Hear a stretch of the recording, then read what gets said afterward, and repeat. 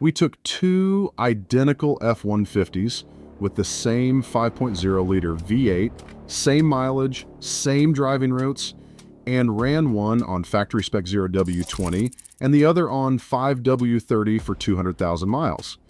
Same oil change intervals, same driver, same conditions. I wanted a real answer to a question I get asked constantly in the shop. Does switching away from Ford's recommended thin oil actually protect your engine better? Or does it just create problems? After 200,000 miles and 2 complete teardowns, the results surprised even me. Let us get into what we found. I have been building and tearing down Ford V8s for over 15 years, and the oil viscosity debate never goes away. Half the owners I talk to swear by sticking with factory spec. The other half are convinced thicker oil saves their engine, especially if they tow or live somewhere hot. Nobody had real mileage data to settle it, so we built our own test. Here's how we set it up. Two 2016 F-150s, both with the 5.0-liter Coyote V8, both bought within a week of each other with under 5,000 miles on the odometer. Truck A ran Ford's factory-recommended 0W-20 synthetic. Truck B ran 5W-30 synthetic of viscosity. A lot of older Ford owners default to out of habit from the days before manufacturers started speccing thinner oils. Both trucks were driven by the same rotating group of drivers on identical routes, mixing highway commuting, city stop and go, and moderate towing with a 6,000-pound trailer twice a month. Both got oil changes at the same 7,500-mile interval using the same brand of full synthetic oil, just different weights. We pulled oil samples for lab analysis at every change, and we did full teardowns at 100,000 miles and again at 200,000 miles to physically inspect bearings, cylinder walls, and valve train components. Before I get into what we found, you need to understand why this comparison even matters. Oil viscosity numbers tell you how the oil behaves at different temperatures. The first number, the one before the W, describes how the oil flows when cold. The second number describes how it behaves once the engine reaches full operating temperature. 0W-20 flows like a much thinner oil at startup, coating internal components almost instantly, then thickens slightly to a 20-weight consistency at operating temperature. 5W-30 starts slightly thicker at cold startup and thickens more at operating temperature, landing at a 30-weight consistency.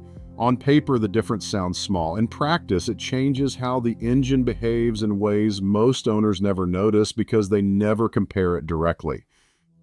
The first thing we tracked was cold start wear, and this is where the results genuinely surprised me. Every time an engine starts, there's a brief window before oil pressure builds fully where metal surfaces are running with minimal lubrication. This is when the majority of engine wear happens over the life of a vehicle, not during normal driving, but in those first few seconds after ignition. Truck A, running the thinner 0W-20, consistently showed lower startup wear metal readings in our oil analysis. The thinner oil reached the bearings and cylinder walls faster because it flows more easily when cold, especially during winter testing when overnight temperatures dropped into the 20s. Truck B, running 5W-30, showed slightly elevated iron and aluminum readings in cold weather oil samples specifically, readings that leveled out and became nearly identical to Truck A once we hit summer months. This tells us something important. The viscosity advantage of 0W-20 is real, but it's concentrated in cold weather, cold starts. If you live somewhere that rarely sees freezing temperatures, this particular advantage matters a lot less. Where things got more interesting was oil pressure and film strength under load, specifically during our towing segments. This is the argument I hear constantly from owners who switch to thicker oil. They are worried that thin factory oil will not protect the engine properly when it is working hard. We measured oil pressure at operating temperature during towing runs on both trucks. Truck B, running 5W-30, maintained slightly higher oil pressure under sustained load, about 3 to 5 pounds per square inch higher than Truck A during extended highway towing at highway speeds in 95-degree heat. Thicker oil maintains a more stable film layer between moving parts when temperatures climb and loads increase. This is not just marketing language, it shows up in the data. However, the actual wear metal analysis from these towing sessions did not show a meaningful difference between the two trucks. Both engines were designed and tested by Ford using 0W-20 as the factory specification, including under towing conditions, and the bearing clearances, oil pump capacity, and cooling system were all engineered around that specification. Truck A's oil pressure never dropped into a concerning range, even during the hottest and hardest working test segments. This matters more than people realize. Modern Ford engines, including this 5.0-liter Coyote, are engineered with tighter bearing clearances specifically to work with thinner oil. The engineers did not spec 0W-20 just to chase EPA fuel economy numbers, though that is part of it. They also redesigned the internal tolerances so the thinner oil provides adequate protection at those tighter clearances. Running thicker oil in an engine designed for thinner oil does not just add protection, it can actually reduce oil flow to certain components because the oil pump and passages were sized for a specific viscosity. During our teardown at 100,000 miles, we measured bearing clearances on both engines. Truck A's bearings showed wear patterns consistent with normal use and matched Ford's factory tolerance specifications closely. Truck B's bearings, running the thicker oil the engine was not designed for, showed a very slightly different wear pattern on the connecting rod bearings. Not damage, but a measurable difference in how the bearing surface had worn compared to Truck A. Our machinist who performed the teardown noted that the thicker oil appeared to be taking slightly longer to reach full pressure at startup, which lines up with what we saw in the cold start wear metal data. Fuel economy was another major factor we tracked across the full 200,000 miles, and the difference here was consistent and measurable. Truck A running the factory 0W-20 averaged 19.4 miles per gallon combined across the entire test period. Truck B running 5W-30 averaged 18.6 miles per gallon combined under identical driving conditions and routes. That's roughly a 4% difference, which lines up almost exactly with what independent lubricant engineers have found when comparing these two viscosities in modern direct injection V8s. Thicker oil creates more internal friction as the engine's moving parts push through it, and that friction translates directly into the engine working harder to maintain the same speed and power output. Over 200,000 miles, assuming an average of $3.50 per gallon of gasoline, that 4% difference in fuel economy added up to roughly 220 gallons of extra fuel consumed by Truck B, or about $770 in additional fuel costs over the life of the test. That's not a massive number stretched across 200,000 miles, but it's not nothing either, and it's money spent with zero measurable protection benefit in return based on what our wear data showed. If you're finding this test interesting so far, go ahead and hit the like button now, because the teardown results at 200,000 miles are where this comparison really gets decided, and you don't want to miss what we found inside these engines. Let's talk about oil consumption, because this is something almost nobody discusses when comparing viscosities, and it turned out to be one of the more revealing parts of this entire test. Truck A running 0W-20 showed slightly higher oil consumption between changes, needing a top off of about half a quart on average every 5,000 miles. This is a known characteristic of thinner oils. They're more prone to slipping past piston rings and valve seals in small amounts, and they can be more susceptible to increased consumption as an engine accumulates mileage and wear. Truck B running the thicker 5W-30 showed almost no measurable consumption between changes throughout the entire 200,000 mile test. Thicker oil forms a slightly better seal against rings and valve guides simply because of its viscosity, resisting that slow seep-past worn components more effectively. This became more pronounced in the second half of our test, past the 120,000 mile mark, when Truck A's oil consumption crept up closer to 3/4 of a quart every 5,000 miles, while Truck B remained essentially unchanged. This is a real documented trade-off. Thinner oil that flows better also tends to consume slightly faster as an engine ages. And this is one of the legitimate reasons some owners with higher mileage Fords choose to move up in viscosity, not for wear protection, but specifically to reduce oil consumption once an engine has accumulated enough miles for ring and seal tolerances to loosen slightly. Now let's get into the teardown itself, because this is what actually settles the debate. At 200,000 miles, we pulled both engines completely apart. We measured cylinder wall wear using a bore gauge at multiple points in each cylinder. We inspected all rod and main bearings under magnification. We checked valve train components, including lifters, cam lobes, and valve guides.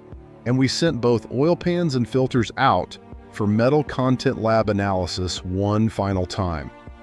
Cylinder wall wear was nearly identical between the two engines, measuring within 0.5 of an inch of each other across all 8 cylinders on both trucks.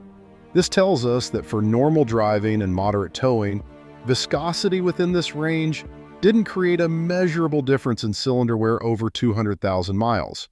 Main bearing wear was also extremely close between the two engines, both showing wear consistent with a healthy, well-maintained engine at this mileage, with no scoring, no significant metal transfer, and clearance measurements within factory specification on both trucks. The one area where we saw a consistent, repeatable difference was in the connecting rod bearings, specifically related to that cold start behavior we tracked throughout the test. Truck A's rod bearings, running the factory 0W-20, showed marginally less surface wear than Truck B's rod bearings running 5W-30. It wasn't a dramatic difference, and both sets of bearings were well within acceptable wear limits for this mileage, but under magnification, the difference was visible and repeatable across multiple bearings in the engine. This aligns with everything else we measured. The thinner oil got to those bearings faster during the thousands of cold starts accumulated over 200,000 miles, and that faster lubrication at startup added up to slightly less cumulative wear at the exact location where cold start wear shows up first. The valve train told a slightly different story. Truck B, running the thicker oil, showed marginally less wear on the cam lobes and lifters, though again the difference was small. Thicker oil maintains a slightly stronger film under the higher pressure loads the valve train experiences, particularly at the point of contact between the cam lobe and lifter, where pressures spike momentarily with every rotation. This is a legitimate advantage of thicker oil that shows up specifically in valve train components under sustained high mileage use. Neither engine showed any lifter tick cam wear significant enough to affect valve timing or any performance-related symptoms from this difference. It was something we only found under close inspection during the teardown, not something either truck exhibited on the roads.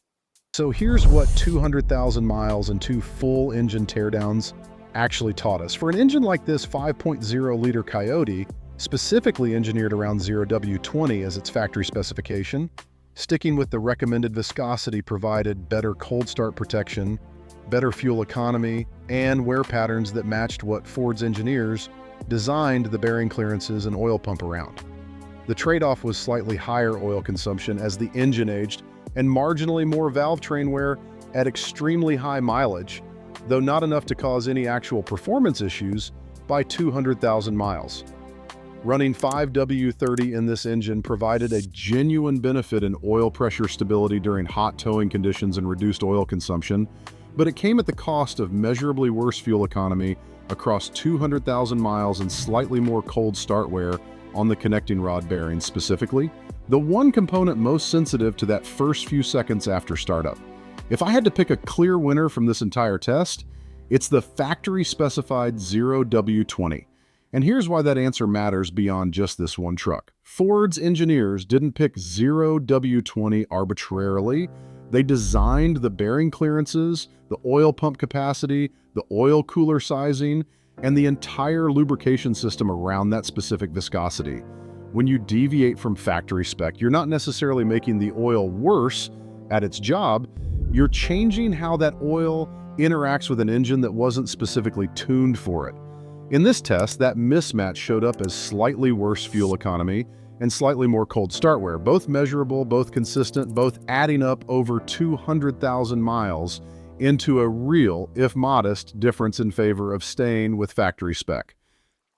That said, this test also showed real legitimate reasons someone might choose to run a slightly thicker oil in this exact engine. If you live somewhere with consistently hot summers and you tow heavy loads regularly, The improved oil pressure stability we measured under towing conditions is a genuine benefit worth considering, especially once an engine has significant mileage and slightly looser tolerances than it had when new. If you are dealing with an aging engine burning more oil than you would like, moving up slightly in viscosity is a reasonable response to that specific problem, and it is a common recommendation among experienced technicians for exactly that reason. What this test does not support is the idea that thicker oil provides broad, meaningful extra protection for a healthy factory-spec engine driven under normal conditions. The data across 200,000 miles simply did not show that benefit, and in several measurable categories it showed a real cost instead. One thing worth mentioning before we wrap up, both trucks completed 200,000 miles without a single unscheduled repair related to the engine, and both engines, when torn down, were in genuinely healthy condition for their mileage. This test was not about proving one oil destroys an engine while the other saves it. Both viscosities, when used with quality full synthetic oil and consistent maintenance intervals, produced a Ford Vi-8 that ran reliably for 200,000 miles. The differences we found were real and measurable, but they were differences in degree, not differences between success and failure. That is an important distinction because a lot of oil viscosity debates online get framed as if choosing wrong will destroy your engine, when the reality, based on what we actually measured, is a lot more nuanced than that. If you are deciding what to run in your own Ford, the simplest advice based on everything we found is this: stick with the factory recommended viscosity listed in your owner's manual unless you have a specific reason to deviate, like consistent heavy towing in extreme heat or an aging engine with rising oil consumption. Ford's engineers tested these specifications extensively before publishing them, and this test, as thorough as we tried to make it, ultimately confirmed that their recommendation holds up over real-world mileage. The exception is not a failure of the factory spec, it is a specific trade-off for a specific situation, and now you have real data to help you decide whether that trade-off makes sense for how you actually drive. If you found this test valuable, hit subscribe and turn on notifications because we have more long-term comparison tests coming, including a full breakdown of synthetic versus conventional oil across another 200,000 miles and a side-by-side test on transmission fluid intervals that I think is going to surprise a lot of you.